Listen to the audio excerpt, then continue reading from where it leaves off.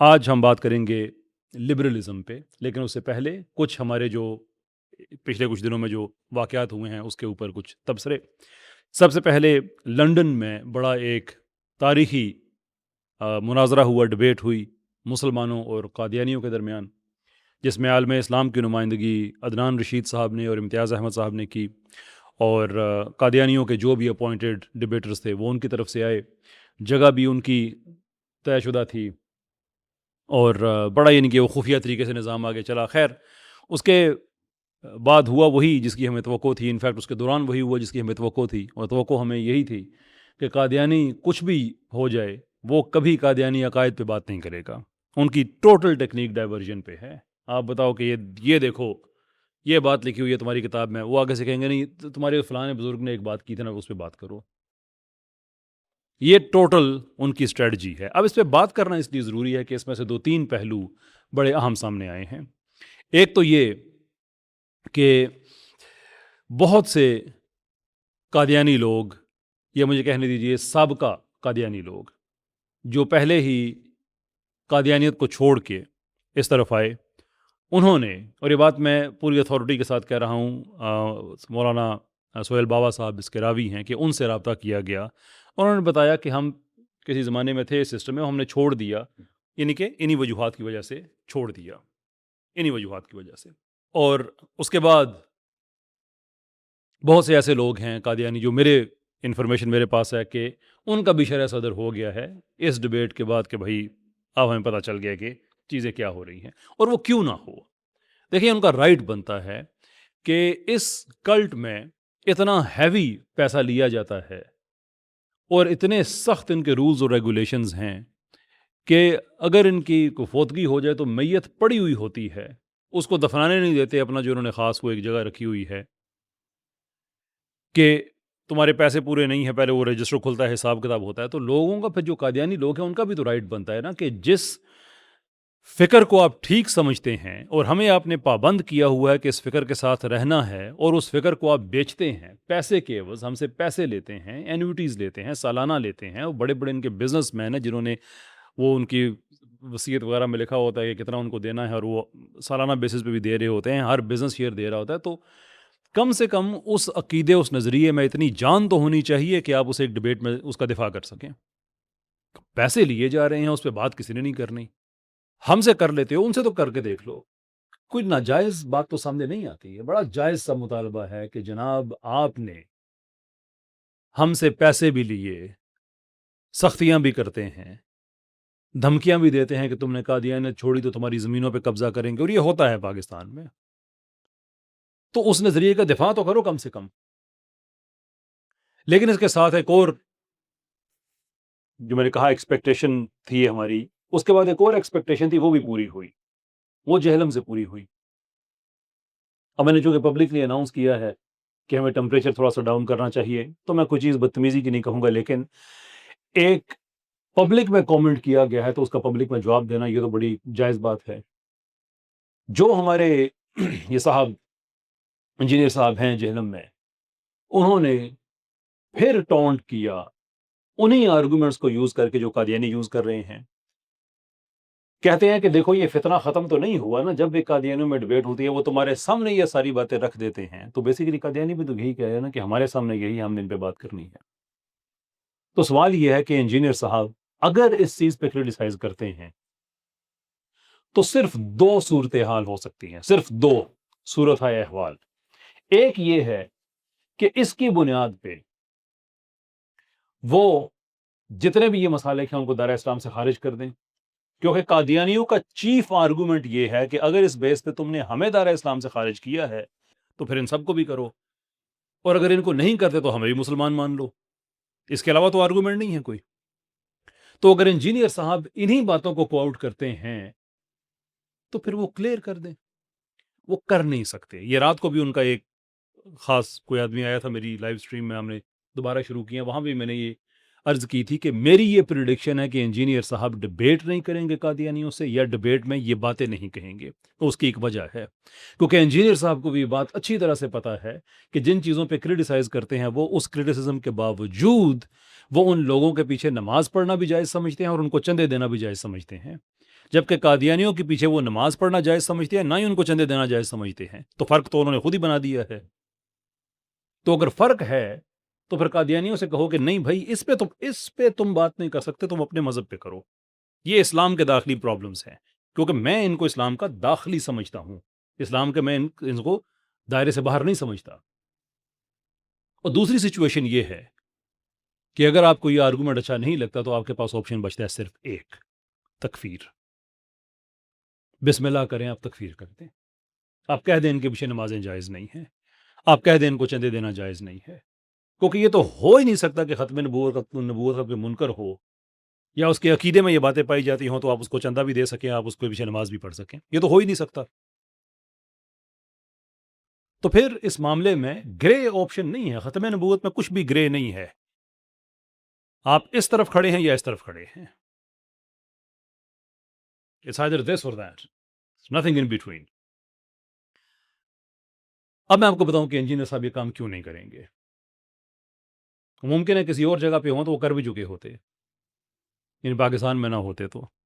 لیکن پاکستان میں مسئلہ یہ ہے کہ اگر انہوں نے یہ کام کیا تو ڈائریکٹلی لگے گی 295A ہر مسلک کی طرف سے، ہزاروں FIRs ہوں گی، پھر آپ نے عدالت میں جا کے ثابت کرنا ہوگا کہ سارے دائرہ اسلام سے خارج ہیں، وہ آپ نہیں کر سکتے، وہ تو آپ کا اپنا لٹریچر اس کے خلاف کھڑا ہوا ہے۔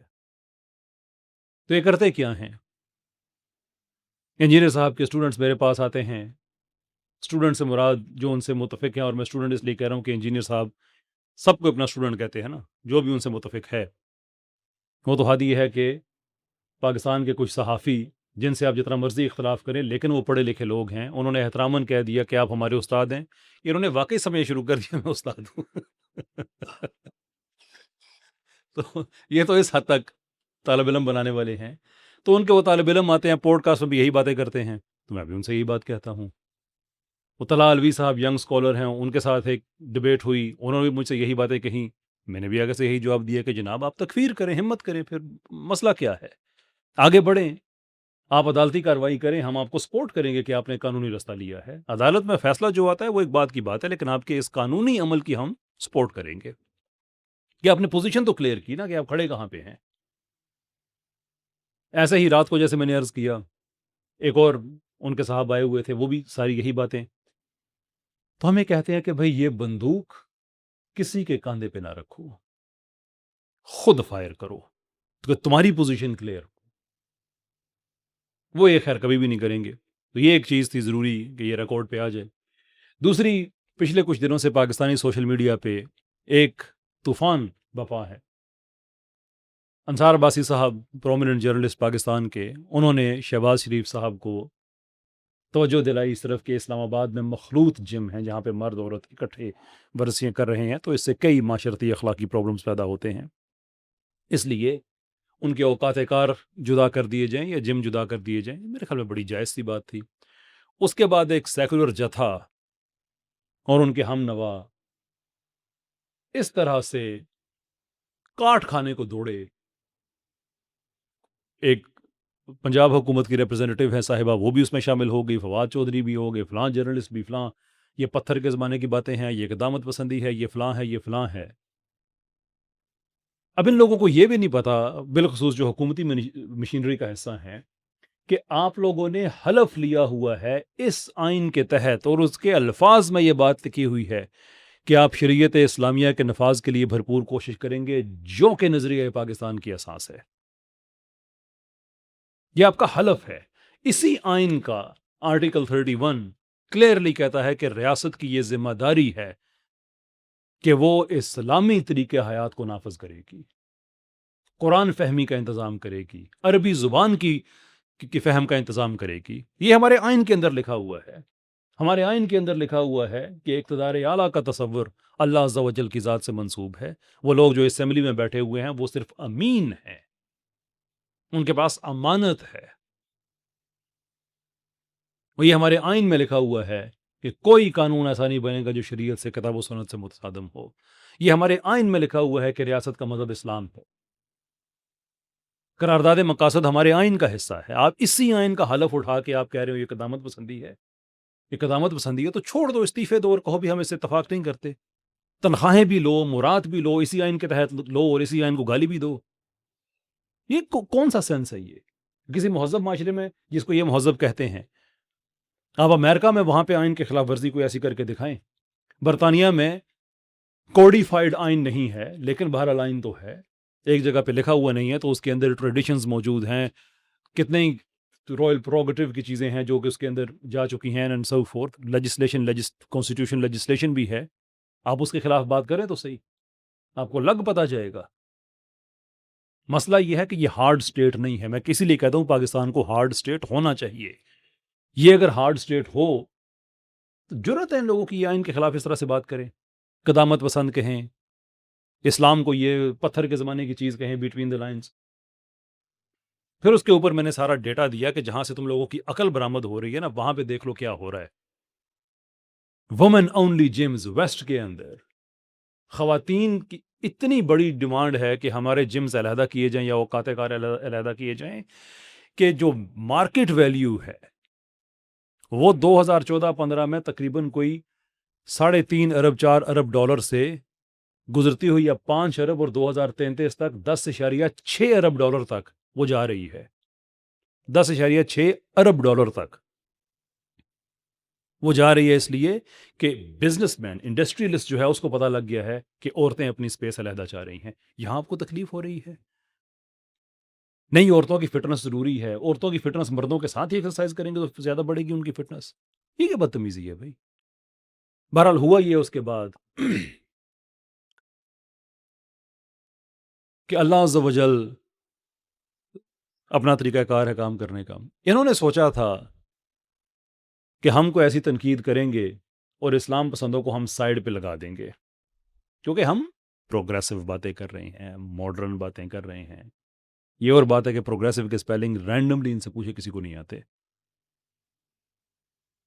روسو کی تھیوری جس کے یہ کہتے ہیں کہ ہمارا بڑا بابا تھا، وہ قطع نظر اس بات کی کہ وہ خود کتنا اچھا آدمی تھا، کنفیشنز اس کی پڑھ کے دیکھ لیں آپ کو لگ پتہ جائے گا. لیکن میں سمجھتا ہوں کہ اس کا سوشل کانٹریکٹ جان لو کے سوشل کانٹریکٹ سے بہتر تھا کہ اس نے ایک بات بڑے پتے کی تھی کہ آپ کا کانشنس، آپ کا ضمیر، یہ 2 حصوں میں منقسم ہے.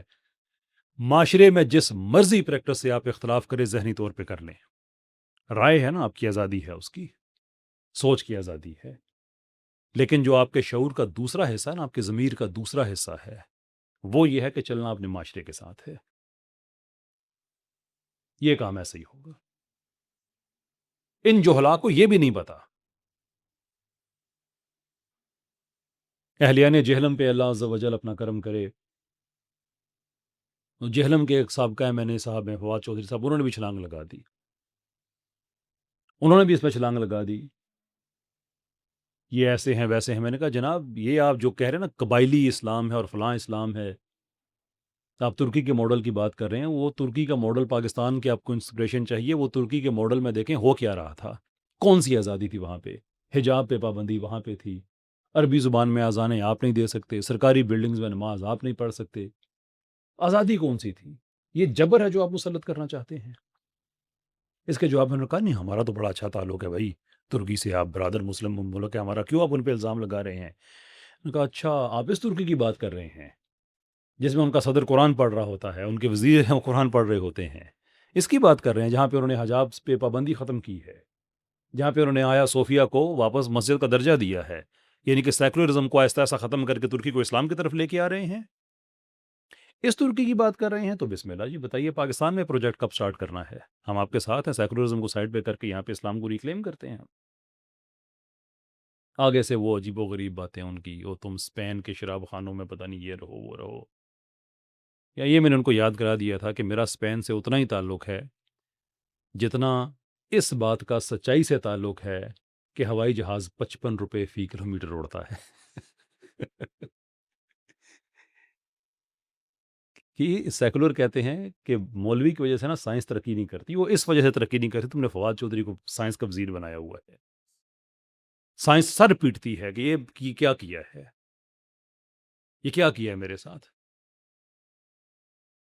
سائنس کی عزت لوٹنے والی بات ہے ایسے آدمی کو سائنس کا وزیر بنانا جو ہوائی جہاز 55 روپے فی کلومیٹر پہ اڑا رہا ہے.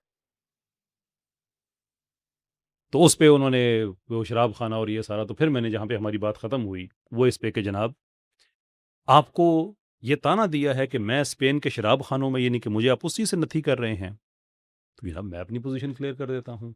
شراب پہ لعنت ہے، جس نے پی ہے کبھی اس پہ لعنت ہے، اور جو پاکستان میں شراب عام کرنا چاہتا ہے اس پہ لعنت ہے.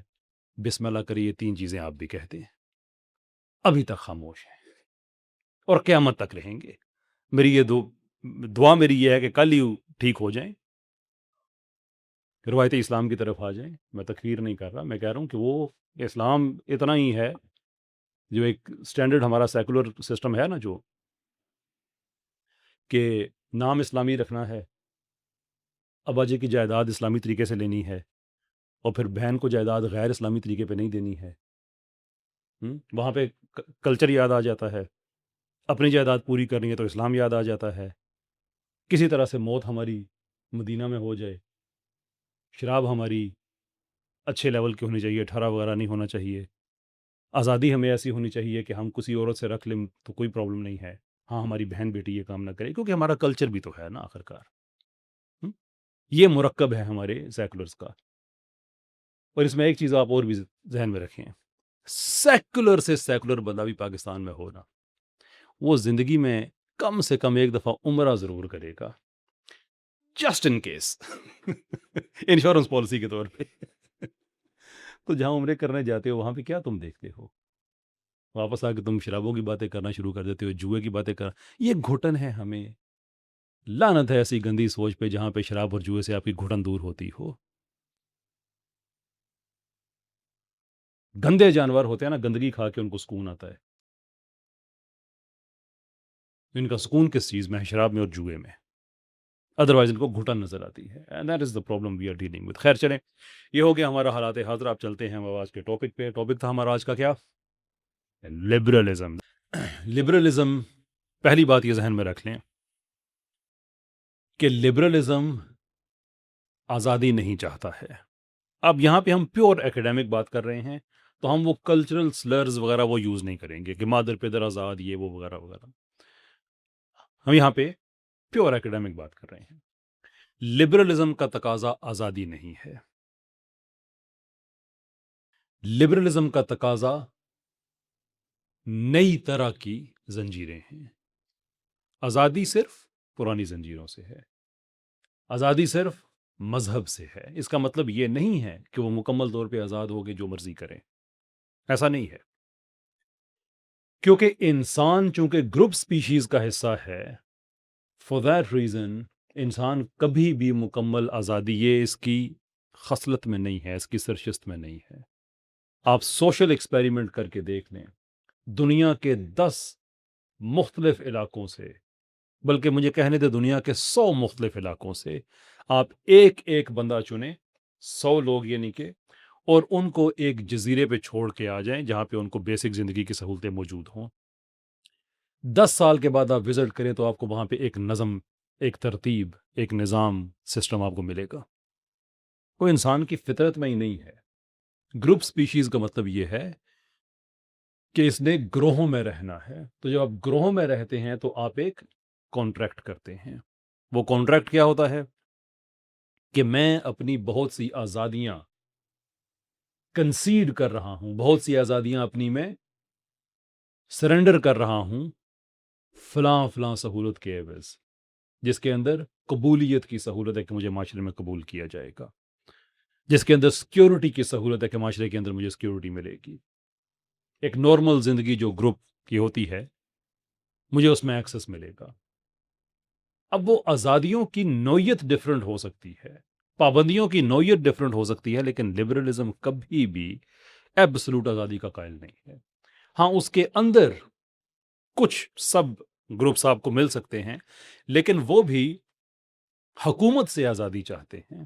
یعنی کہ لبرلز جو کلاسیکل لبرلز ہیں اور نیو لبرلز ہیں، ان کے اندر آپ کو یہ فرق ملے گا. اور لبرٹیرین اگر آپ اسی کے اندر ڈال دیں تو آپ کو یہ ملے گا کہ ایک گروپ یہ کہے گا کہ حکومت کی یہ ذمہ داری ہے کہ وہ آزادیوں کو یقینی بنائے، اور ایک گروپ ملے گا وہ کہے گا کہ حکومت سے ایسے کوئی لینا دینا نہیں ہے، ہم خود ہی اپنی آزادیاں. لیکن وہ آزادیاں بھی ان کی جو ہیں وہ کسی نہ کسی فریم ورک کے اندر ہیں.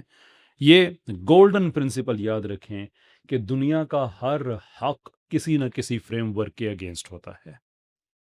سو اگر میں یہ کہوں کہ مجھے ووٹ دینے کا حق ہے تو میں ایک فریم ورک مجھے چاہیے جو یہ طے کرے گا کہ تمہارے پاس یہ پاکستان کی نیشنلٹی ہے، تمہارے پاس عمر اتنی ہے کہ تم ووٹ دے سکو، تم ذہنی طور پہ ٹھیک ہو، وغیرہ وغیرہ وغیرہ، باقی جتنی باتیں ہیں کہ ایک فریم ورک ہوگا.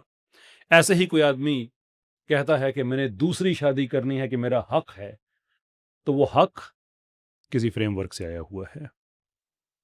کوئی عورت ہے وہ کہتی ہے کہ میں نے اپنے ہسبینڈ کے ساتھ نہیں رہنا، مجھے طلاق چاہیے یا مجھے خلا چاہیے، تو ویدر اس کا یہ حق جائز ہے ناجائز ہے، یہ کس چیز پہ ڈپینڈ کرے گا؟ اسی فریم ورک پہ، اسلامک فریم ورک. تو جب لبرلز حقوق کی بات کرتے ہیں تو ان کا بھی ایک فریم ورک ہے. صرف تبدیلی یہ ہے کہ وہ مذہبی فریم ورک نہیں ہے، اب ان کا سیکولر فریم ورک ہے. بہت سے میرے سیکولر دوست ہیں، ابھی میں نے دوسری شادی والی بات کی، ان سے بات چیت ہوتی ہے، کہتے ہیں یار ایک تو تم لوگوں میں نا یہ پابندیاں بہت ہیں، ہم دیکھو آزاد ہیں. میری چونکہ پاکستان سے باہر وقت زیادہ میرا زندگی کا گزرا، 50% سے زیادہ زندگی وہیں گزری، تو نیچرلی اسی ماحول میں میرے دوست بھی تھے، اٹھنا بیٹھنا کرکٹ یہ وہ سارا وہیں پہ وہ چلتا تھا. تو میں ان سے کہا کہ نہیں بھائی، حق اپنے اپنے، حق اپنے اپنے. جو حق میرے پاس نہیں ہے اور تمہارے پاس ہے تو اس کا مطلب یہ نہیں ہے کہ ہمیشہ ایسا ہی ہوگا. کچھ حقوق ایسے ہیں جو میرے پاس ہوں گے اور وہ تمہارے پاس نہیں ہیں. تو مجھے بہت دفعہ کہتے تھے مثلاً یہ تمہارے پاس یہ حق ہے تمہارے معاشرے کے مطابق کہ تم شادی نہ کرو اور ایک ایسا رشتہ قائم کرو جس کو تم بھی سمجھتے ہو کہ وہ شادی کے برابر نہیں ہے. ہم اس کے لیے لفظ حرام استعمال کرتے ہیں، تم حرام نہیں کرتے، لیکن یہ بات تم بھی مانتے ہو کہ شادی بہتر ہے. وہ یہ ویسٹ میں سارے مانتے ہیں شادی بہتر ہوتی ہے، اس میں کوئی دو آرا نہیں ہے. یہ ٹوٹل بکواس. ہمارے لبرلز بتاتے ہیں کہ وہاں تو شادی کوئی بندہ کیئر ہی نہیں کرتا، وہاں پہ الٹیمیٹ چیز ہوتی ہے کہ بوائے فرینڈ گرل فرینڈ میاں بیوی بن گئے ہیں، اس سے بیسٹ کچھ بھی نہیں ہے. میں کہتا ہوں ٹھیک ہے، بہرحال تم نے اپنے معاشرے کے مطابق تمہوں نے اپنی حق دے دیا کہ تم ایک زنا پہ مشتمل رشتہ رکھو. پھر مجھے بتاؤ تم 2 گرل فرینڈ رکھ سکتے ہو؟ اچھا وہاں پہ ایکسیپشن پائی جاتی ہے ایسی، لیکن نورم یہ ہے کہ نہیں گرل فرینڈ گولی مار دے گی. یہ فرق ہے. اب میرے پاس حق ہے کہ میں 2 شادیاں کر سکتا ہوں، تمہیں میری ایک پہ پابندی تھی، میرے پاس آزادی ہے کہ میں پابندی 3 دفعہ اور لگا سکتا ہوں خود پہ. تم دوسری گرل فرینڈ نہیں رکھ سکتے. اب یہ ایکڈیمک پوائنٹ نہیں ہے، گرانٹیڈ، لیکن پوائنٹ یہ ہے کہ آزادیاں ہر جگہ پہ اپنی اپنی ہوتی ہیں. تو لبرلزم میں بھی ایسا نہیں ہے کہ ٹوٹلی ہاں ان کی ہے کہ مذہب ہمیں نہ بتائے. اور یہ بھی اس بات ذہن میں رکھیں کہ جو پرانا لبرلزم ہے، دوسری جنگ عظیم سے پہلے کا لبرلزم اور دوسری جنگ عظیم کے بعد کا، بالخصوص 1960 کے بعد کا لبرلزم، ان میں زمین آسمان کا فرق ہے. اگین میرے گورے دوست ان سے زیادہ فرینک سے وہ کہتے مذاق میں کہ یار تم نہ ان سویلائزڈ لوگ ہو. اب ایسے تو انسان کہے تو سیدھی گالی ہوتی ہے، لیکن کلوز دوستوں میں یہ مذاق چل جاتا ہے. تو میں ان سے پوچھتا تھا کہ تم اپنی سویلائزیشن کی نا مجھے لائن بتاؤ. اب پتا ان کو بھی ہوتا تھا میں کیا کہہ رہا ہوں، لیکن گپ شپ لگتی رہتی تھی، باتیں ریپیٹ بھی ہوتی ہیں.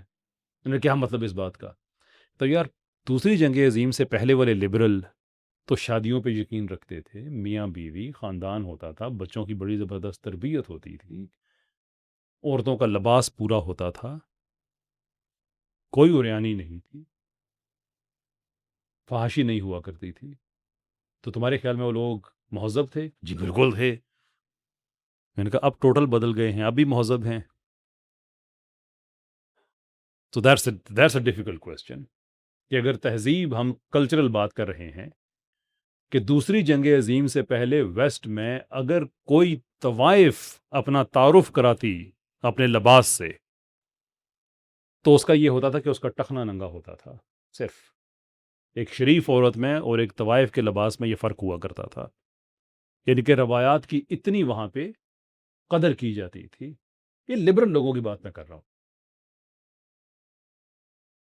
تو سوال یہ ہے کہ ہم تو غیر مہذب ہیں میرے پیارے دوست، تم مجھے بتاؤ کہ تم مہذب پہلے تھے اور دوسری جنگ عظیم کے بعد غیر مہذب ہوئے ہو، یا دوسری جنگ عظیم سے پہلے غیر مہذب تھے اور بعد میں مہذب ہوئے ہو. دونوں چیزیں تو نہیں ہو سکتی نا، ضد ہے ٹوٹل. تو آگے سے ہنستے تھے، کہتے تھے یار بس ٹھیک ہے جو ہے نا، بس ٹھیک ہے ایسا ہی ہے. دس از واٹ اٹ از. یہ ہنسی مذاق کی باتیں ہیں، لیکن اس کے اندر بڑے گہرے معنی و مفاہیم ہیں. اب ہم لبرلزم کی جو ایز اے پیکج ہے، اگر ہم اس کی بات کریں تو آپ کو یہ اس لیکچر کے اینڈ تک میں کوشش کروں گا کہ ہم اسے سم اپ کر لیں. ایک چیز یہ ذہن میں رکھیں کہ جیسے بھائی نے 3-4 قسمیں آگے بتائیں لبرلزم میں کیا کیا ہوتا ہے، تو ان کا سوچنے کا طریقہ بالکل ٹھیک ہے، لیکن ان کی سوچ کو اگر ہم زیادہ فائن ٹیون کریں، ریفائن کریں، تو نتیجہ آپ یہ دیکھیں گے کہ لبرلزم بنیادی طور پہ 3 ایریاز کو انکمپس کرتا ہے: اکانومی، کلچر اینڈ پالیٹکس. یعنی کہ معیشت، معاشرت، سیاست، اور ان تینوں کے آگے پھر پریکٹیکل وے آف لائفز ہیں. یہ صرف تھیوری نہیں ہے. مثال کے طور پہ لبرلزم کی جو سیاست ہے اس کو لبرل ڈیموکریسی کہا جاتا ہے، جو اس بنیاد پہ کھڑی ہے. اگر امریکن رینڈیشن لیں، باقی تھوڑی سی مختلف ہے لیکن مطلب تقریباً اس کا یہی ہے کہ لوگوں کی حکومت، government of the people, for the people, by the people. کہ لوگوں کی حکومت، لوگوں کے لیے حکومت، اور لوگوں کی وساطت سے وہ حکومت. یعنی کہ اس کے اندر چرچ کا کوئی ذکر نہیں ہے، اس کے اندر حکومت کوئی، یعنی کہ جو بھی آپ کے سیاست ہے وہ لبرل ہے کہ جو عوام چاہتی ہے بس وہی کچھ ہوگا. کوئی اس میں الہی قانون کی بات نہیں ہے اس کے اندر کوئی. اس کا مطلب یہ نہیں ہے کہ وہ غیر مذہبی ہو گئے. لبرل بڑے مذہبی، اور لبرل آج بھی آپ کو زیادہ چانس ہے کہ وہ رائٹ ونگ کی طرف آتا وہ نظر آئے گا، بجائے اس کے کہ وہ مارکسزم کی طرف جائے گا. یہ چیز بھی ذہن میں رکھ لیں. آج بھی اگر اتحاد کسی جگہ پہ بنے گا سوائے ایک قسم کے، اس پہ میں بھی آؤں گا. جو آگے میں نے 1960 والی بات کہی ہے نا، وہ بڑی اہم بات ہے. ادروائز لبرلز قانونی طور پہ یہ سمجھتے ہیں کہ عوام کا یہ حق ہے کہ معاشرے کا یہ اجتماعی شعور ہے کہ وہ اپنے لیے قوانین بنا سکتے ہیں. اس میں ہمیں مذہب کی ضرورت نہیں ہے. اب اس کے اندر کئی طرح کی پولیٹیکل ڈاکٹرنز بھی آئی کہ پارلیمنٹ ایک مقدس ادارہ ہے. حالانکہ تقدس بذات خود اگر اس کی جینیالوجی پہ جائیں تو یہ سیکولر اصطلاح نہیں ہے، لیکن بہرحال انہوں نے اس کو تقدس کا درجہ دے دیا کہ یہ ہے سیکرڈ انسٹیٹیوشن. اس کے اندر مزید اس کو استحکام دینے کے لیے ڈائسین ڈاکٹرن بنائی گئی. پروفیسر اے وی ڈائسی کانسٹیٹیوشنل لا کے بہت ہی ماہر، دنیا بھر میں جہاں پہ بھی پارلیمنٹری سسٹم ہے وہ تقریباً مور اور لیس ڈائسین ڈاکٹرن پہ ہی چلتا ہے، تھوڑے بہت فرق کے ساتھ. جنہوں نے 3 چیزیں ایفیکٹولی پارلیمنٹ کے حوالے سے بتائیں کہ پارلیمنٹ کو کبھی بھی، یعنی کہ کوئی پچھلی پارلیمنٹ اگلی پارلیمنٹ کو بائنڈ نہیں کر سکتی ہے. اس طرح کی اس میں باتیں لکھی ہوئی ہیں. پارلیمنٹ جو چاہے قانون بنا سکتی ہے وغیرہ وغیرہ. یعنی پچھلی پارلیمنٹ بائنڈ نہیں کر سکتی ہے، مطلب کہ ایسا نہیں ہو سکتا کہ کوئی نئی پارلیمنٹ جو الیکٹ ہوتی ہے تو وہ اس وجہ سے مجبور ہے کہ پچھلی پارلیمنٹ نے اس کو کیا ہوا ہے. نہیں، وہ اس کا قانون ختم کر سکتی ہے. قانون، آئین کی بات نہیں ہو رہی. آئین کے لیے آپ کو ایک ڈفرنٹ میکنزم چاہیے. یہاں پہ ہم لیجسلیٹو کنورسیشن کر رہے ہیں، ناٹ کانسٹیٹیوشنل.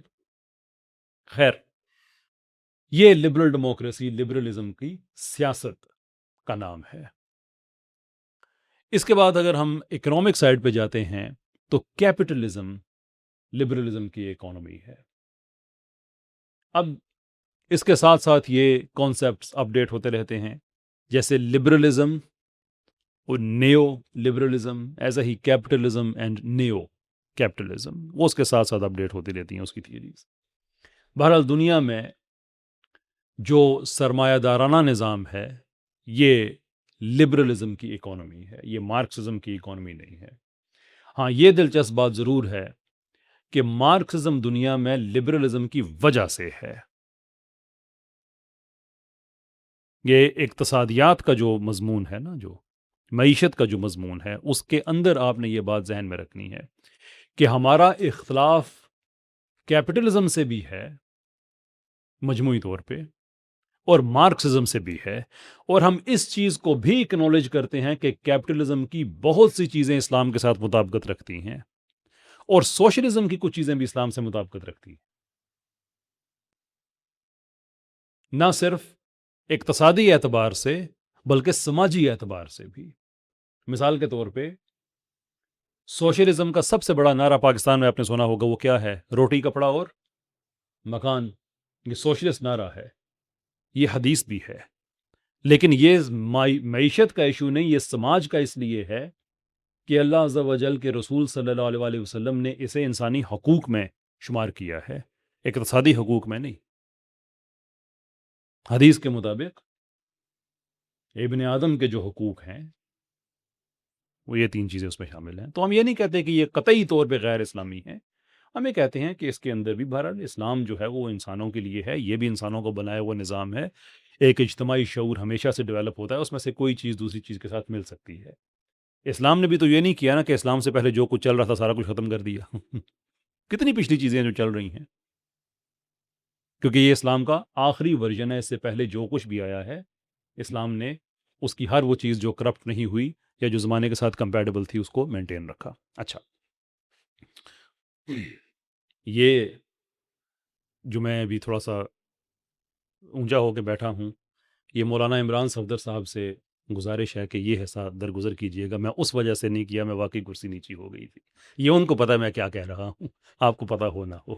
لبرل اگرچہ آج ہمارا موضوع مارکسزم نہیں ہے، لیکن میں جزوی طور پہ ایک بات، کیونکہ بڑی امپورٹنٹ بات ہے، موضوع ہمارا لبرلزم ہے، کہ مارکسزم آتا ہے لبرلزم کے رسپانس میں کہ جو وعدے کیے تھے لبرل اکانومی نے وہ پورے نہیں ہوئے۔ لبرل اکانومی نے یہ وعدہ کیا تھا کہ انسانیت غلامی سے آزاد ہو جائے گی، پیسہ عام ہو جائے گا، غربت ختم ہو جائے گی، معیشت، اکنامک وریز ساری ختم ہو جائیں گی۔ لیکن ہوا یہ ہے کہ اس میں سے ایک مخصوص طبقہ امیر سے امیر تر ہوتا جا رہا ہے، باقی سسٹم کے اندر پھنسے ہوئے ہیں۔ یعنی یہ ایک سلیوری کی قسم ہے مارکسسٹ کے نزدیک، اور ایون لبرلز کے بھی۔ Abraham Lincoln, one of the most respected president in American history, وہ بھی اپنے بارے میں کہتا تھا کہ میں نے بھی رینٹڈ سلیوری کی ہے، یعنی کہ اس نظریے کے مطابق، اگرچہ لنکن کو ہم نہیں کہتے کہ وہ مارکسسٹ تھا، obviously not، لیکن میں یہ کہہ رہا ہوں کہ یہ کیپٹلزم پہ تنقید بہرحال پائی جاتی ہے کہ جیسے پہلے غلاموں کو خریدا جاتا تھا، کیپٹلزم میں غلاموں کو کرائے پہ لیا جاتا ہے کہ آپ ایک فیکٹری میں کام کرتے ہیں 6 8 10 گھنٹے کے لیے، تو آپ کو کرائے پہ غلام بنا لیا گیا ہے۔ For that time you are slave۔ Now whether یہ تنقید ٹھیک ہے یا غلط ہے، یہ میرا مضمون نہیں ہے، میرا مضمون یہ ہے کہ مارکسزم پھر اس وعدے کی ناکامی کی وجہ سے وجود میں آیا۔ یہ مارکسسٹ لٹریچر میں آپ کو بات عام ملے گی کہ ہم لبرلزم کے وہ وعدے جو پورے نہیں ہو سکے، ہم اس کے لیے آئے ہیں، لیکن ہم ان دونوں کو پھر بھی غلط سمجھتے ہیں۔ اگین میں آپ کو یاد کروں گا کہ ہمارا مضمون لبرلزم ہے، یہ ایک جزوی پوائنٹ ہے لیکن امپورٹنٹ پوائنٹ ہے، کیونکہ میں یہ نہیں چاہتا کہ کوئی آدمی لبرلزم پہ تنقید کو ٹھیک سمجھ کے اس کا دھیان مارکسزم کی طرف ہو جائے۔ ہم بحیثیت مسلمان ان دونوں کی اقتصادی اپروچ سے اس لیے اختلاف رکھتے ہیں، یہ بہت امپورٹنٹ پوائنٹ ہے، اس کو سمجھنے کی کوشش کیجئے گا۔ میں کوشش کر رہا ہوں کہ اگلے اس پیراگراف کے اندر کئی سالوں کی ریسرچ محنت جو کہ ویسٹرن اکیڈیمیا میں پائی جاتی ہے، آپ کو اس کا خلاصہ مل جائے۔ انسان ہوں، بشر ہوں، شاید میں اسے جسٹس نہ کر پاؤں، لیکن اگر آپ میرا ساتھ دیں تو امید ہے کہ ہم ایک اچھے مقام تک پہنچ جائیں گے۔ لبرلزم اور مارکسزم بنیادی مسئلہ یہ ہے ان کی اپروچ میں، جس کو اسلام جس سے اختلاف کرتا ہے، کہ انہوں نے معاشرے کی بنیاد معیشت پر رکھی ہے. کہ دونوں میں آپ کو یہ مماثلت ملے گی کہ جو لبرلزم نے وعدے کیے تھے کہ معاشرہ کیسے بہتر ہوگا، معیشت کی بنیاد پر. مارکسزم آیا، اس نے کہا کہ تمہارا وعدہ وفا نہیں ہوا، ہم معاشرے کو بہتر کریں گے معیشت کی بنیاد پر.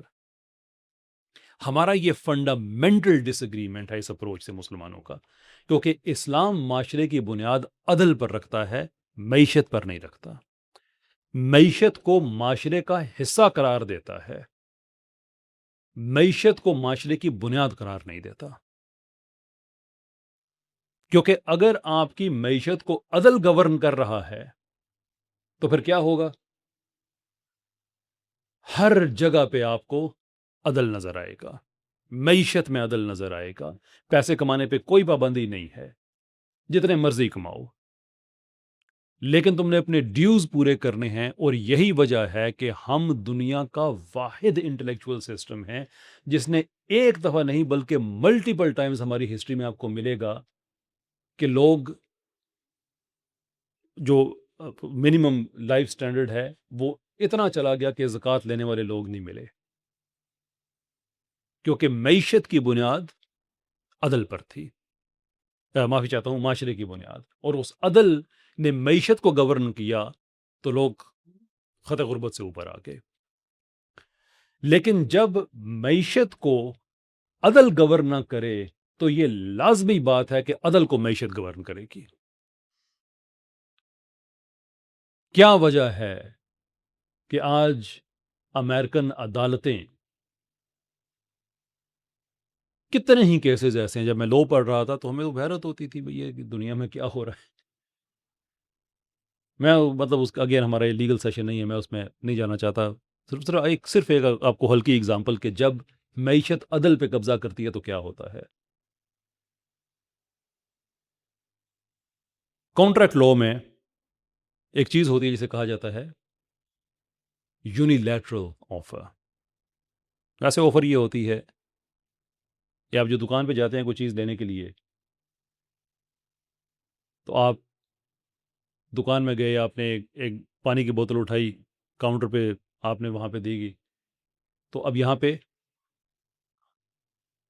دکان والے نے بوتل رکھی ہوئی تھی، آپ نے اٹھائی، آپ لے کے گئے. تو یہاں پہ آفر کون کر رہا ہے اور ایکسیپٹ کون کر رہا ہے؟ کیا سمجھتے ہیں آپ؟ ایک دکان ہے جس میں پروڈکٹ شیلف پہ لگے ہوئے ہیں، فریج لگے ہوئے ہیں، آپ جاتے ہیں ایک چیز اٹھاتے ہیں، پانی کی بوتل، کاؤنٹر پہ آپ لے کے جاتے ہیں. یہ یہاں پہ ہمارا مجموعی طور پہ انٹریکشن ہو رہا ہے. اس میں آفر کون کر رہا ہے اور ایکسیپٹ کون کر رہا ہے؟ لا آف کانٹریکٹ کے مطابق آپ آفر کر رہے ہیں، دکاندار ایکسیپٹ کر رہا ہے.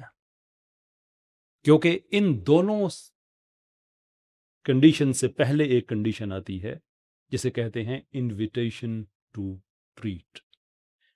کہ دکاندار نے جب وہ بوتلیں شیلف میں لگائیں، فریج میں لگائیں، جو بھی اس نے سامان رکھا ہوا ہے، تو وہ آپ کو انوائٹ کر رہا ہے کہ آؤ مجھے آفر کرو کہ یہ چیز میں نے اتنے پیسے کی لگائی ہوئی ہے.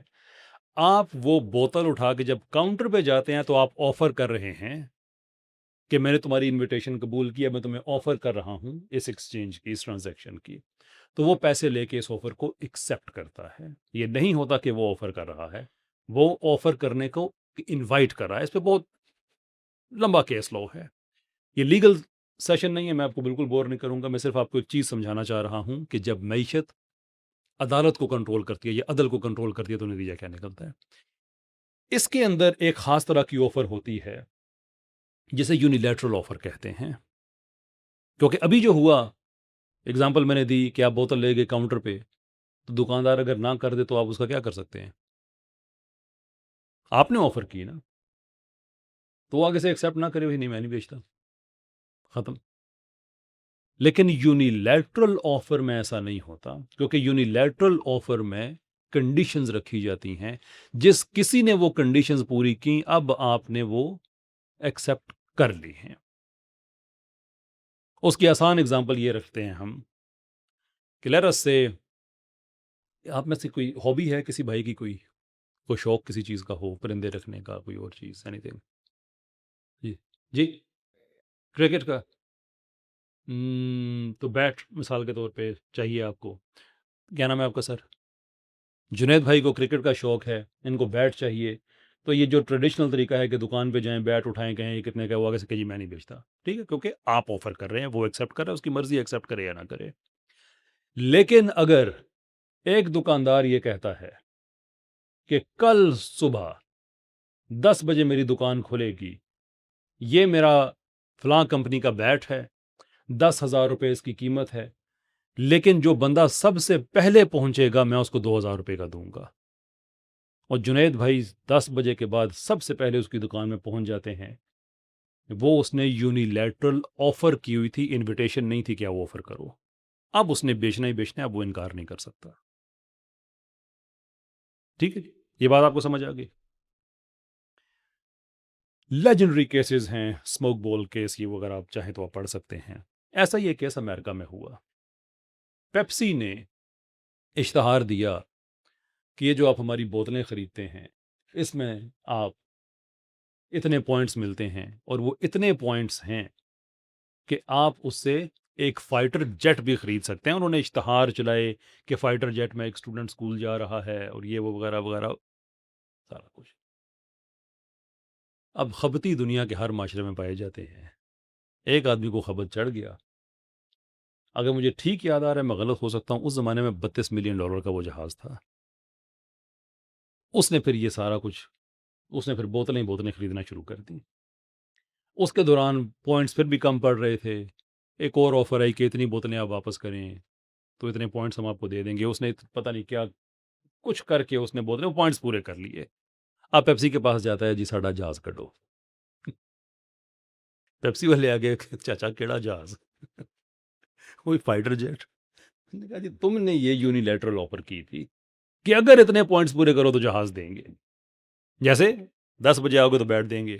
یونیلیٹرل آفر, بات ختم جناب, آپ جہاز دیں گے. کیس چل پڑے. اب اس بات کو چھوڑ دے کہ اس میں کون کون انوالو ہوا. حد, السلام علیکم سر, کیا ہے آپ کا؟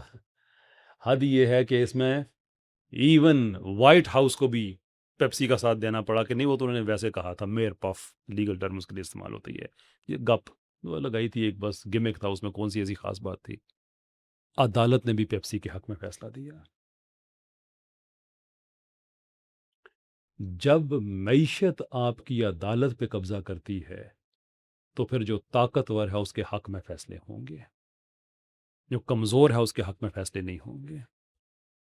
اگرچہ ویسٹ کی عدالتوں کو ہم کریڈٹ دیتے ہیں کہ وہاں پہ بہت زیادہ عدل و انصاف ہے سارا, لیکن وہ ہر معاملے میں نہیں ہے. میں رہ کے آیا ہوں وہاں پہ عدالت کی کرپشن کے اگر آپ کیس آپ پڑھیں کیس اسٹڈیز, آپ حیران رہ جائیں گے کہ وہاں پہ کس طرح سے فیور کیا جاتا ہے, انڈسٹریلسٹ کو کیسے فیور کیا جاتا ہے. بڑی انڈسٹریز آپس میں سینگ پھنسا لے تو وہ ایک اور چیز ہے. اور اس کا میرا مطلب یہ نہیں ہے کہ وہاں پہ جو جائے گا جج کو پیسے دے گا, یہ میں یہ نہیں کہہ رہا. میں یہ کہہ رہا ہوں کہ جہاں پہ مسئلہ بنے گا وہاں پہ معیشت اپنا مسئلہ دکھا کے اپنے لیے قانون کو تبدیل کرائے گی. اس لیے اسلام بنیادی طور پہ اس چیز سے ڈس ایگری کرتا ہے کہ آپ کسی معاشرے کی بنیاد معیشت پہ رکھیں. اسلام یہ کہتا ہے کہ معاشرے کی بنیاد عدل پہ. انفیکٹ قرآن میں اگر آپ دیکھیں کہ انبیاء کے آنے کا کیا مقصد اللہ تعالیٰ نے بیان کیا ہے. انبیاء آتے ہیں, جی جی اچھا میں آپ کو ایک لفظ بتا دیتا ہوں, ہمارا آپ اس کو کسوٹی سمجھ لیں اپنے ذہن میں, آپ بعد میں لیکچر کے اینڈ میں اگلے ہفتے مجھے بتا دیں کہ وہاں پہ کریٹیکل لفظ بالقسط ہے اس آیت میں. اب آپ کے ذہن میں کیا ہے؟ انبیاء کے آنے کا مقصد ہے, قرآن میں لکھا ہوا ہے, ایک سمپل اللہ عز و جل کی طرف سے آسان الفاظ میں بتا دیا گیا ہے, اور آیت میں آپریٹو ورڈ بھی میں نے آپ کو بتا دیا ہے. اب اگلے ہفتے آپ مجھے بتائیں گے وہ مقصد کیا ہے. ویسے میں نے آپ کو بتا دیا ہے آلریڈی, لیکن چلیں پھر بھی آپ اسے ایک ایکسرسائز سمجھیں. اچھا اب ہم چلتے ہیں لبرلزم کے تیسرے آسپیکٹ کی طرف, جو کہ ہے کلچر. ابھی تک ہم نے کون سے ڈسکس کیے؟ سیاست اور معیشت. تیسرا ہے کلچر یا معاشرت. اس کو کہا جاتا ہے انڈیویجولزم. انفرادیت، جو کہ ویسے تو یہ بات غلط ہے، آگے ہم ڈسکس کر چکے ہیں کہ انسان نے گروہوں میں رہنا ہے تو انفرادیت پہ تو نہیں ہو سکتا، لیکن بہرحال انہوں نے انفرادیت کا مطلب ان کا یہ ہے کہ بائی ڈیفالٹ پوزیشن کیا ہے نا. انفرادیت کو سمجھنے کے لیے آپ کو اجتماعیت سمجھنا ہوگا. So to be able to understand individualism you have to understand collectivism, کیونکہ چیزیں اپنی ضد کے ساتھ پہچانی جاتی ہیں نا. جو کولیکٹیوسٹ سوشل کانٹریکٹ ہے اس کی بنیاد اس چیز پہ ہے کہ معاشرہ پہلے آئے گا اور اس معاشرے کے اندر انسان کی ایک پرائیویٹ سپیس ہے، یعنی کہ اجتماعی نظم حیات ہے، اس کے اندر آپ کی ایک ذاتی سپیس ہے. آپ کی ذاتی سپیس کوئی آپ سے نہیں چھین سکتا، لیکن آپ کی ذاتی سپیس نقطۂ آغاز نہیں ہے. جبکہ انڈیویجولزم یہ کہتا ہے کہ آپ ایک آزاد فرد ہیں، لیکن آپ نے معاشرے کے ساتھ ایک سوشل کانٹریکٹ کیا ہے، یعنی کہ بائی ڈیفالٹ آپ پہلے آتے ہیں، معاشرہ بعد میں آتا ہے. ہم اس سے اختلاف کرتے ہیں کیونکہ سسٹم کبھی کامیاب نہیں ہوتا، کیونکہ ہر انسان ہی اگر اپنی عقل لگانا شروع کر دے تو پھر معاشرے میں کیا ہوگا، ایکسپیکٹیشنز کیا ہیں، وہ سوسائٹی ختم ہو جائے گی. اور یہ اگین کوئی میں آپ کو کوئی اسلامک پریمس سے میں آپ کو باتیں نہیں بتا رہا، کہ اس کا مطلب یہ ہے کہ جو ہماری بائی ڈیفالٹ پوزیشن ہے، ہمارا نقطۂ آغاز جو ہے وہ کیا ہے. نہ میں آپ کو اسلام کے حوالے سے میں آپ کو کہہ رہا ہوں کہ میں آپ سے کہہ رہا ہوں کہ لوگ make a rational case for it, وہ تو میرے ایمان کا حصہ ہے نا. میں کسی سے کہوں کہ تم اسلام کے مطابق زندگی گزارو ٹھیک ہو جاؤ گے، لیکن قرآن کیا کہتا ہے کہ ایسی باتیں ان سے کرو جو جی،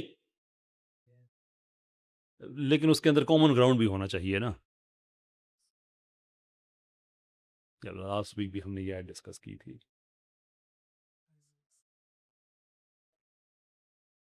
یہ دو الفاظ ذہن میں رکھ لیں کہ جب ریشنل کیس اسلام کا ہم بیان کرتے ہیں نا تو وہ ہوتا ہے کہ جو ہم میں اور وہ تم میں ہیں، ادروائز آپ کی گفتگو کبھی آگے نہیں جائے گی. تو کہنے کا مطلب یہ ہے کہ جب آپ ایک ریشنل کیس ڈیولپ کرتے ہیں تو اس کا نتیجہ یہ آتا ہے کہ جب آپ انڈیویجولزم میں فرد کو پہلے حیثیت دیں گے تو وہ فرد معاشرے کے ساتھ نہیں چلے گا. 35% اس نے اپنی انڈیویجویلٹی مینٹین رکھنی ہے. ٹھیک، اب وہ کیا ہوگا کہ جب سب 35%، 40%، یہ نمبر اوپر نیچے ہو سکتے ہیں میں صرف بات کو سمجھانے کے لیے، تو اگلی جنریشن اس سے اگلی جنریشن میں معاشرے میں ایک نئی پریکٹس آ چکی ہوگی، کیونکہ وہ 30% کا جو ڈفرنس ہے اس کا ایک نیا معاشرہ بن چکا ہوگا. سو مثال کے طور پہ پہلی جنریشن میں 30% لوگ کہتے ہیں یار ہم شادیاں نہیں کرتے، اگلی جنریشن میں وہ 30% نہیں ہوں گے، وہ 60% ہو چکے ہوں گے. اسے کیا ہوگا پھر معاشرے میں جنسی بے راہ روی، پرومسکوٹی، یہ عام ہونا شروع ہو جائے گی. جب وہ عام ہونا شروع ہوگی تو آپ کا معاشرہ ختم ہو جائے گا. پر ہاؤ ڈو وی نو کہ آپ کا معاشرہ ختم ہونا شروع ہو جائے گا؟ کیا اس کے اوپر کوئی کیس اسٹڈی موجود ہے یا میں ویسے ہوا میں بات کر رہا ہوں؟ کیا فرق ہے ایک ایسا معاشرہ جہاں پہ لوگ شادیاں کرتے ہیں اور ایک ایسا معاشرہ جہاں پہ لوگ شادیاں نہیں کرتے؟ میرے پاس کیا ایسا ایویڈنس ہو سکتا ہے؟ کیا میں کوئی کیس اسٹڈی دے سکتا ہوں یا میں بحثیت مسلمان ایک جذباتی بات کر کے آگے بڑھ جاؤں گا؟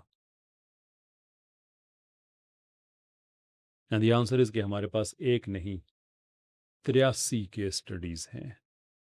1934 میں انون کی legendary work sex and culture, I think اس کا نام ہے، 83 سویلائزیشنز اور سوسائٹیز کی اسٹڈی کہ معاشرے برباد کیسے ہوتے ہیں. ایونچولی جو 3 وجوہات سامنے آئی ان میں سے ایک یہ ہے کہ جن معاشروں میں شادی کا ادارہ مضبوط ہوتا ہے وہ لاسٹنگ ہوتے ہیں، جہاں پہ پرومسکوٹی، جنسی بے راہ روی عام ہو جاتی ہے وہ معاشرے ڈکلائن کا شکار ہو جاتے ہیں. اور ویسٹ میں ہم نے دیکھ لیا آبادیاں ختم، پاپولیشن ڈکلائن. لوگ کہتے ہیں کہ ویسٹ نے دیکھے انسانیت کے لیے بہت کچھ کیا نا، رسپیکٹ دیٹ، بالکل کوئی شک نہیں ہے اس میں. دوائیاں بڑی اچھی بننا شروع ہوئیں، ایوریج لائف ٹائم لوگوں کا بہتر ہوا، ساری باتیں بالکل جناب، اس کو کوئی ایک چیز ڈینائی نہیں کرتے. But at what cost? ایک چھوٹا سا سوال ہے، آپ نے شاید میرے لیکچرز میں سنا ہو، نہ بھی سنا ہو، پھر بھی بڑا آسان سا سوال ہے۔ انسانوں کے معاشرے کو بہتر کرنے کے لیے ہمارے پاس سائنس بھی ہے، ٹیکنالوجی ہے، اچھی ادویات ہیں، school, education system, health system, یہ وہ۔ My question at a much more fundamental level, انسانوں کے معاشرے میں بہتری پیدا کرنے کے لیے سب سے ضروری چیز کیا ہے؟ جی، امن۔ آپ نے کہا اسلام، یہ تو ہمارا جذباتی بات ہو گئی ہماری نا۔ ہم، یہ باتیں آپ مفتی صاحب سے سیکھا کریں۔ یہاں پہ ہم وہ باتیں کریں گے کہ یہ تو کوئی ہندو بیٹھا تو وہ بھی کہہ دے گا نا ہندوازم چاہیے آپ کو، کرسچن بیٹھا تو وہ بھی کہہ دے گا۔ ہم، جی، پراپر نظام چاہیے، عدل چاہیے، جی، امن اور عدل چاہیے، تو ساری باتیں ہیں جی۔ اسلام میں سب چیزیں آ جاتی ہیں، اگین کرسچن بیٹھا ہوگا کہے گا جی سب چیزیں آ جاتی ہیں۔ یہ سارے جواب ٹھیک ہیں، لیکن میں نے کہا تھا کہ we are going to go at a much fundamental level. انسانوں کے معاشرے میں بہتری پیدا کرنے کے لیے جو کم سے کم بنیادی ترین چیز ہے، ضروری ترین چیز ہے، وہ ہے انسان۔ جس معاشرے میں انسان ہی نہیں ہے وہاں پہ آپ عدل، انصاف، ہیلتھ سسٹم، ایجوکیشن سسٹم، یہ وہ جو مرضی کر لیں، اگر انسان ہی نہیں ہے تو کس کے لیے کریں گے؟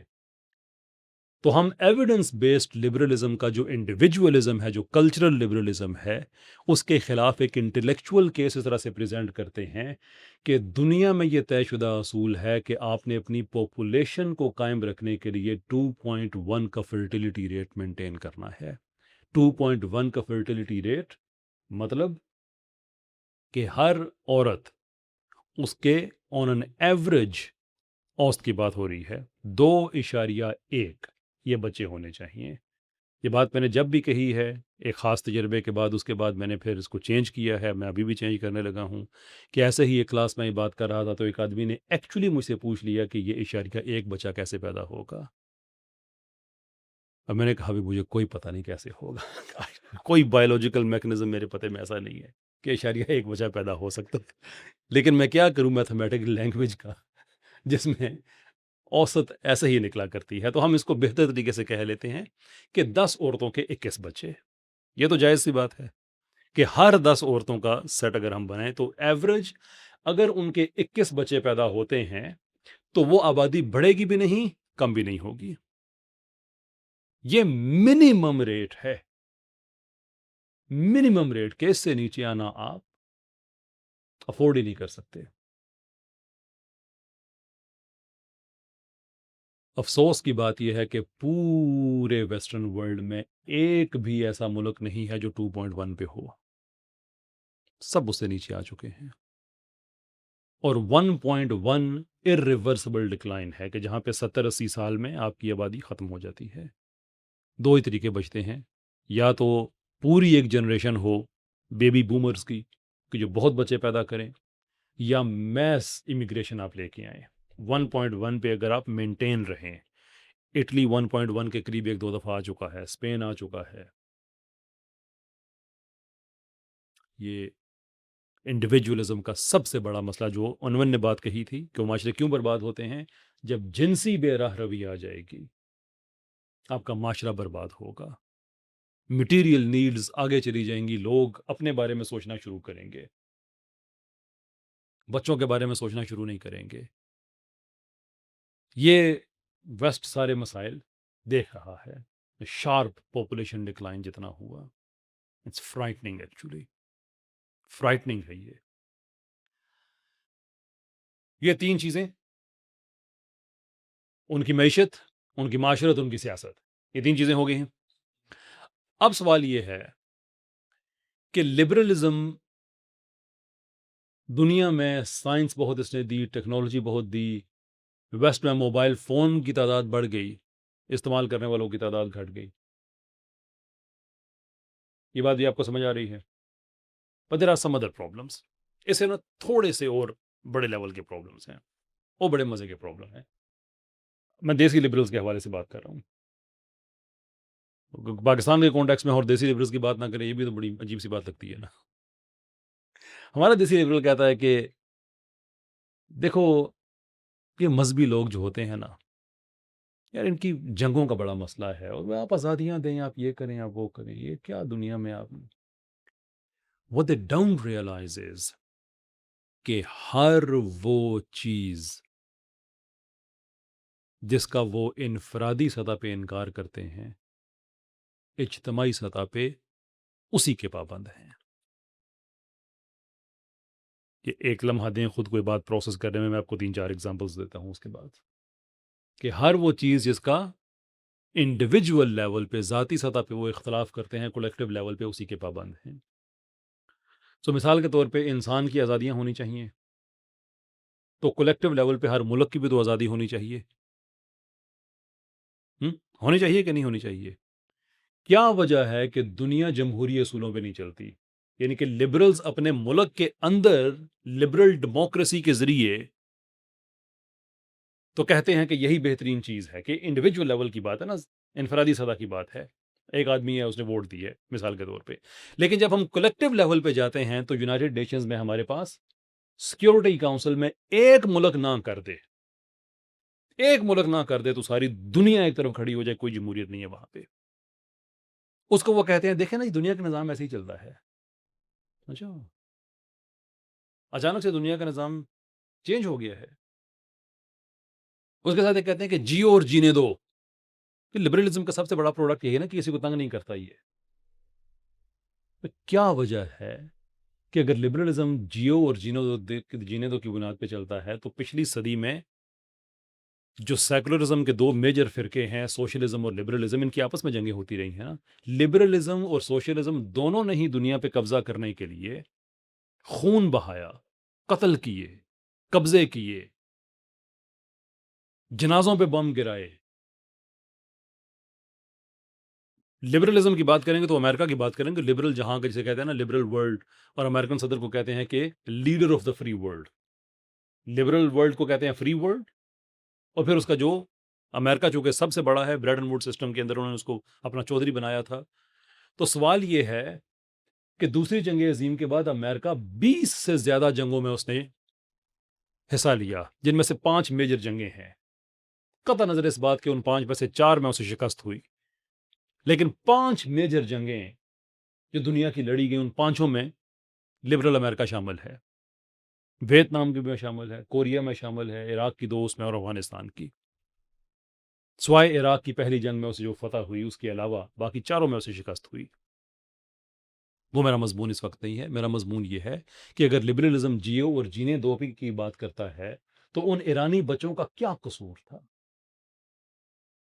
کم سے کم یہ تعداد 3 لاکھ ہے، کچھ سٹڈیز کے مطابق اس سے زیادہ ہیں، جہاں پہ کینسر کا علاج ان بچوں کا ہاسپٹل میں نہیں ہو سکا، اس لیے کہ لبرل امریکہ نے پابندی لگائی ہوئی تھی.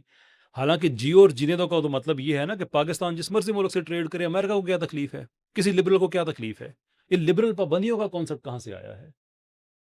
وہاں پہ جو ٹریڈ ایمبارگوز تھے، جو سینکشنز لگی ہوئی تھیں، تیل برائے خوراک، اس طرح کے پروگرام بنے ہوئے تھے، کوئی آزادی نہیں تھی کسی کو کہ وہ ٹریڈ کر سکے ان کے ساتھ. جبر سے اوپر روکا ہوا تھا ان کو.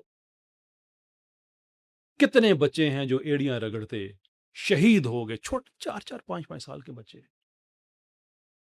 کینسر کی ٹریٹمنٹ نہیں ہو سکی ان کی. اتنی ہی تعداد تقریباً عراق میں بھی ہے بچوں کی جن کی شہادتیں ہوئیں، میدان جنگ میں نہیں، ہسپتالوں میں دوائیاں نہ ہونے کی وجہ سے.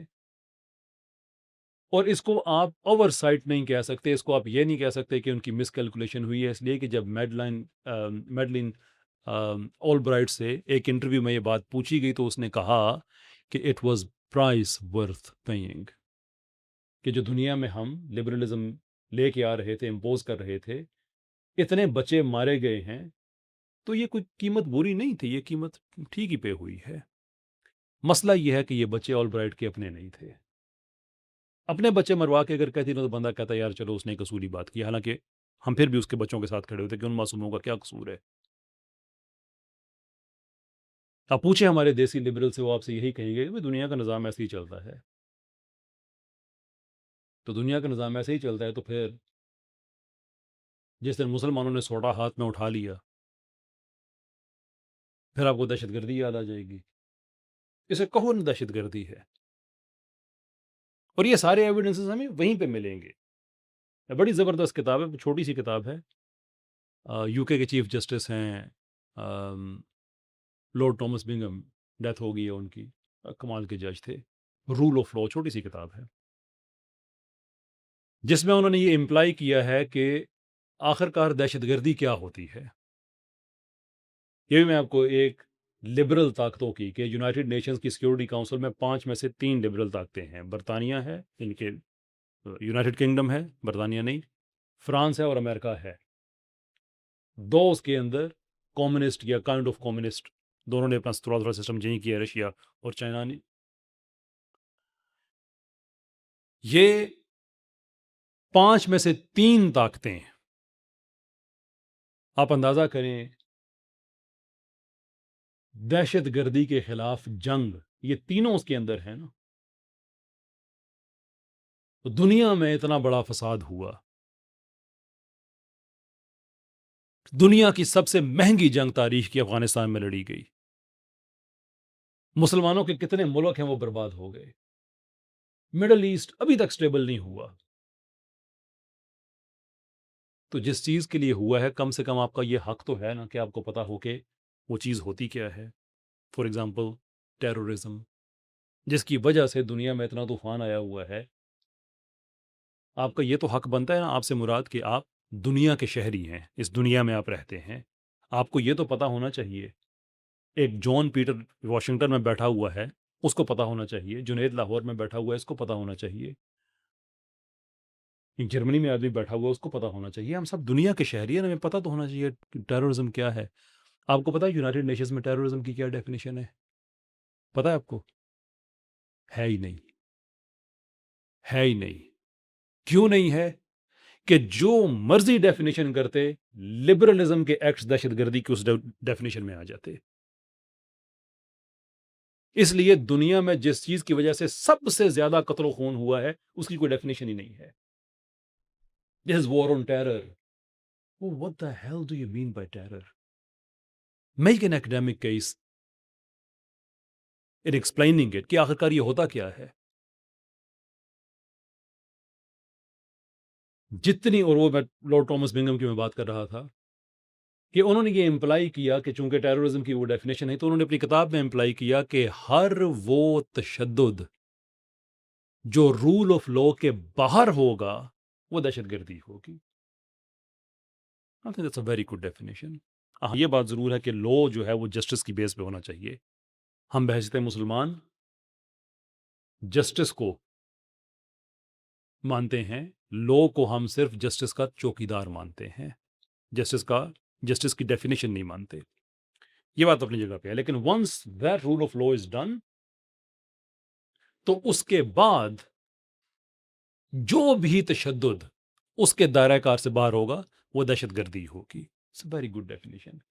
انٹرسٹنگلی اسی کتاب میں انہوں نے اکنالج کیا ہے کہ جو عراق کے اوپر حملہ کیا گیا تھا, یہ دوسرا حملہ جو تھا, یہ رول آف لا کے باہر تھا. یہ دونوں چیزوں کو جمع کریں تو مطلب کیا بنتا ہے؟ یہ دہشت گردی تھی. کسی دیسی لبرل سے پوچھ لے, وہ کہے گا بھائی دنیا کا نظام تو ایسے ہی چلتا ہے. غامدی صاحب سے پوچھ لے, وہ کیا کہیں گے؟ اور مہذب فاتحین اور عالمی نظم میں اگر آپ دیکھیں نا, کہ دنیا کے اوپر جتنے بھی آج تک ہم نے جو چیزیں کی ہیں, اس کا اگر ہم استنباط اور استدلال نکالیں, تو اس کے بعد ہمیں جو اس کے اوپر یہ قانون فطرت ملے گا, ہاں جی جو انہوں نے کیا ٹھیک کیا ہے. کہہ دو بھائی ختم. ہمیں یہ پرابلم ہے. ہمیں رینڈ کارپوریشن سے کیوں پرابلم ہے کہ جو انہوں نے مسلمانوں کی 4 قسمیں اوریجنلی اور بعد میں 5ویں قسم ایڈ کی, انہیں ایسے ہی لوگ چاہیے دیسی لبرل کہ جو خود ڈاؤٹ کریٹ کیا کرے. سب کا تعلق ہے ایک بڑی خاص چیز سے کہا جاتا ہے سب ورژن. وہ میرا موضوع نہیں ہے, اس پہ ہم سیپریٹلی بات کریں گے.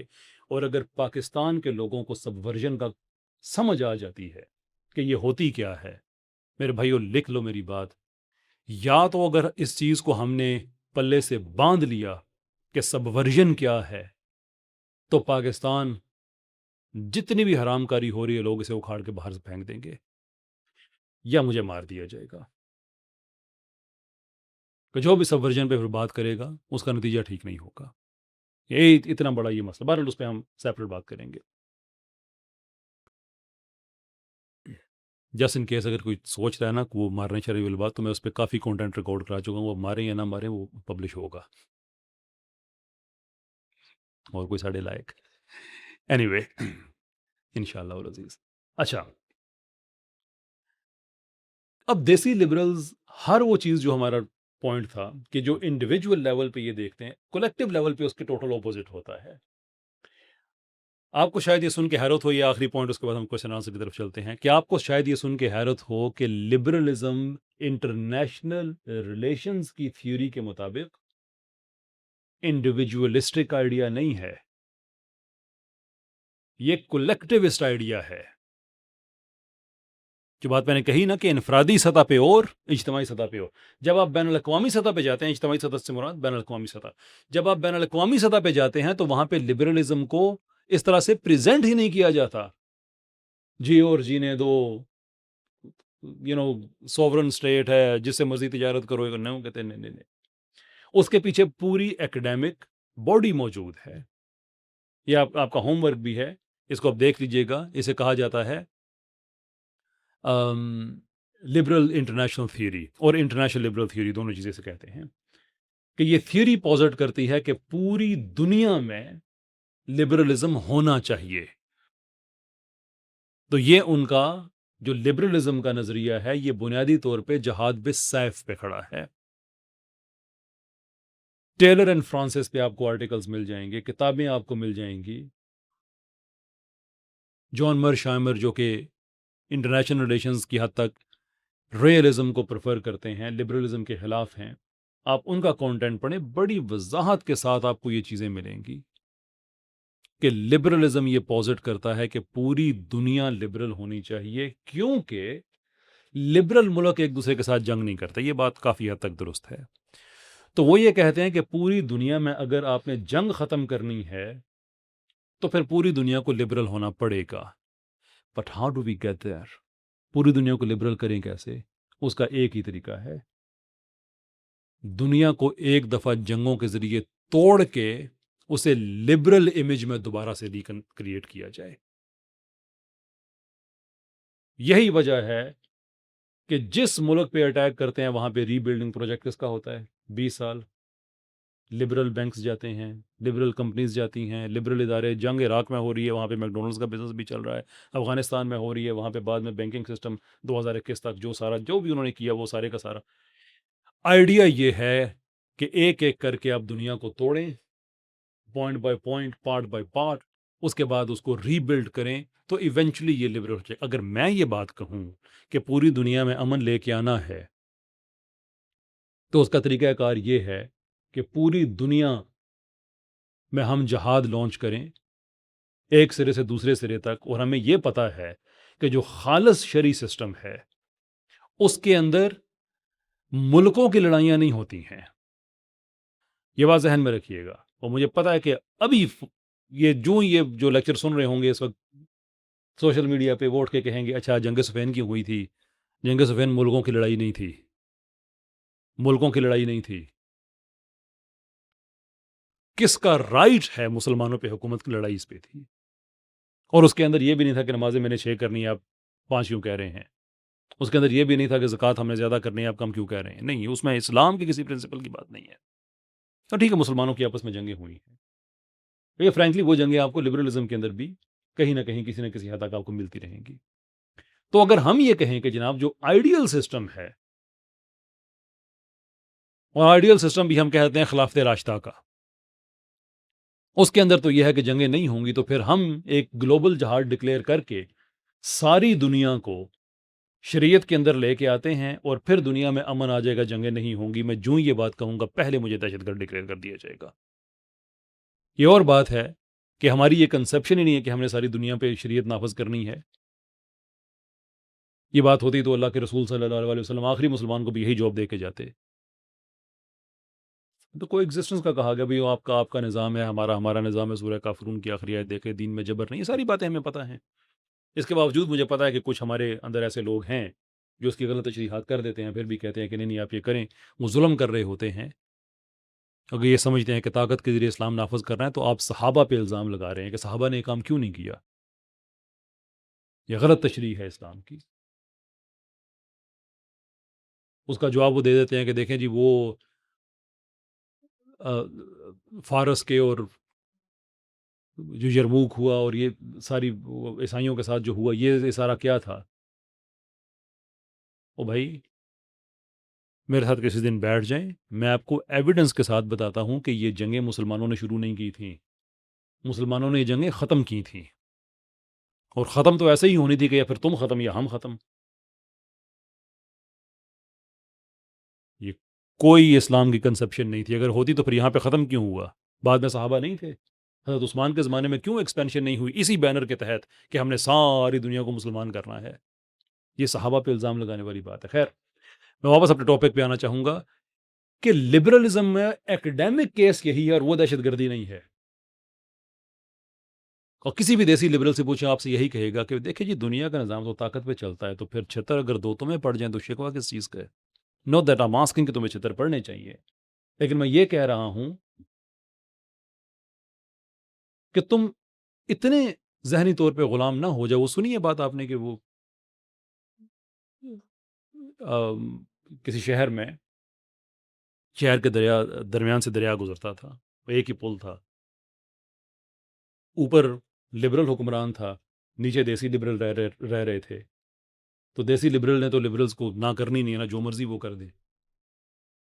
تو لبرل حکمران جو تھا وہ تھا نہیں, لیکن میں اپنی آپ کہہ لیں کہ اندر کی تشفی کے لیے کریکٹر چینج کر دیے ہیں, صرف ان کا مائنڈ سیٹ بتانے کے لیے.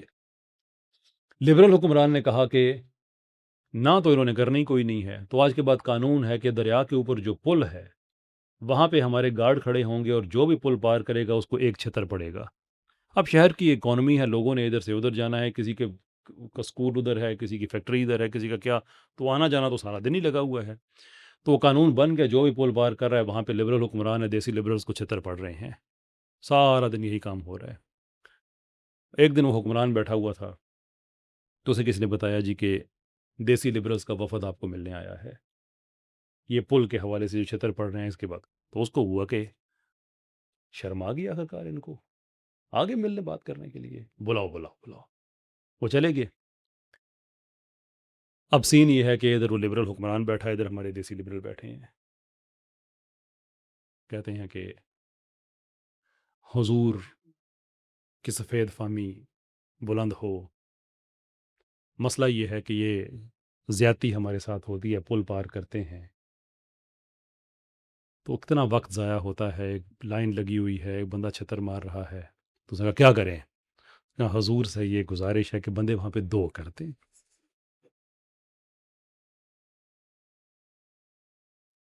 یہ ہے اوقات ہمارے دیسی لبرلز کی. اگر آپ کو باتیں سخت لگ رہی ہیں, فرینکلی آئی ڈونٹ کیئر, لگتی رہیں, کہ تم ظلم کے نظام کو حق کا معیار بنا کے اس کا دفاع کرتے رہو, اور آدمی کوئی حق کی بات کرے تو اس پہ دہشت گردی کے الزام لگانا شروع کر دو. تمہاری اتنی اوقات نہیں, اور اس میں صرف لبرلز نہیں, بات ہماری ختم ہو چکی ہے اس لیے میں تھوڑا سا ٹاپک کو ایکسپینڈ کر کے ختم کر رہا ہوں. صرف لبرلز کی بات, سارے سیکٹرز کو دیکھ لیں. انجینئر صاحب کے اکیڈمی کے دروازے پہ فائرنگ ہو تو سارے لوگ اس واقعے کی مذمت کریں کہ بھئی یہ نہیں, فکری اختلاف میں یہ چیز نہیں ہو سکتا. مولانا شیخ ادریس کو شہید کر دیا جائے تو خاموش, دو چار کو چھوڑ کے. کچھ نے سیاسی وجوہات کی بنا پہ کی, چلے وجہ جو بھی سیاسی ہے ہم پھر بھی رسپیکٹ کرتے ہیں کہ ایٹ لیسٹ آپ نے اپنا بیان دیا. لیکن کوئی وائڈ اسپریڈ کنڈمنیشن نظر آئی آپ کو؟ کوئی ٹی وی پہ پروگرام اس طرح کے نظر آئے جہاں پہ لبرل بیٹھے ہوئے ہوں, سیکولر بیٹھے ہوئے اور کہیں کہ یار یہ چیز ٹھیک نہیں ہے؟